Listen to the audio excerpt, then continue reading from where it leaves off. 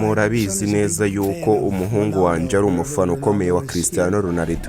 None ubu ngubu Christiano Ronaldo ari ahangaha bari buze guhura, kandi ndakeka umuhungu wanjye azajya yubaha papa we.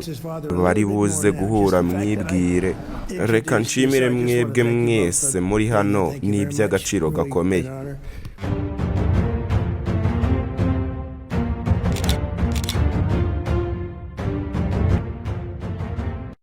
Christiano Ronaldo yabaye umukinnyi waciye agahigo kuba yicaranye na perezida wa Leta Zunze Ubumwe za Amerika muri Besos branche barimo barasangira.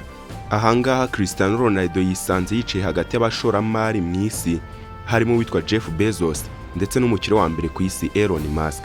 Muri iyi Besos branche harimo igikomangoma cy'igihugu Christiano Ronaldo akinamo. Iki gikomangoma bakita Mohammed bin Salman, kikaba igikomangoma cya Arabia Saudite, akaba n'umushyitsi mukuru wari watumiwe muri White House. Ubundi byagenze gute kugira ngo Christiano Ronaldo yisange muri White House ari kumwe n'abashoramari bakomeye ku isi Elon ndetse na Jeff Bezos, ndetse ari kumwe n'igikomangoma cy'igihugu akinamo? Mbahaye ikaze, nje nitwa Dive Corante, iyi ni Dive Corante official. Kuwa kabiri ikinyamakuru bita CNN cyagaragazaga yuko Christiano Ronaldo azagira uruzinduko muri Leta Zunze Ubumwe za Amerika, ariko babishidikanya batabizi neza. Igihe aya makuru yari arimo aratangwa, igikomangoma cya Arabia Saudite cyari kiri mu ruzinduko kigana muri Amerika. Iki gihe amakuru yatangiye kugenda ahwirahwiswa avuga yuko Christiano Ronaldo azaza muri Amerika aherekeje iki gikomangoma cya Arabia Saudite Mohammed bin Salman. Christiano Ronaldo aje muri Leta Zunze Ubumwe za Amerika haciye iminsi mikeya Trump ari kugenda avuga yuko Christiano Ronaldo ariwe mukinnyi wa mbere ukomeye ku isi. Mu minsi ishize perezida w'inama y'umuryango w'ubumwe bw'Uburayi yahereje jezi ya Christiano Ronaldo, ayihereza ibiganza bya perezida wa Leta Zunze Ubumwe za Amerika Donald Trump.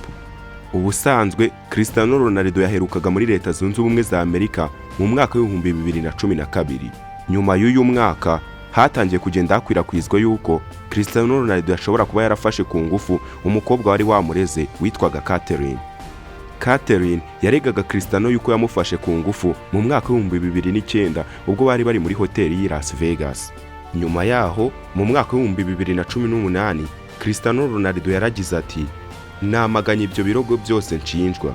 Ati gufata ku ngufu ni icyaha kiremereye kandi kinyuranyije n'uwo ndiwe, cyangwa se ibyo nizera. Mu mwaka wa 2019 abashinjacyaha bagaragaje yuko Christiano Ronaldo nta cyaha afite, banzuye yuko ibirego by'uyu mugore bidafite ishingiro ndetse n'ibimenyetso. Christiano Ronaldo ni umwe mu bagabo bakomeye babayeho mu mateka y'isi. Uyu niwe mugabo wa mbere umaze gutsindira ibitego byinshi ikipe y'igihugu, aho amaze gutsindira ikipe y'igihugu ibitego birenga 143. Ibitangaza n'agahigo by'uyu mukinnyi byagaragaye ubwo yajyaga muri Arabia Saudite.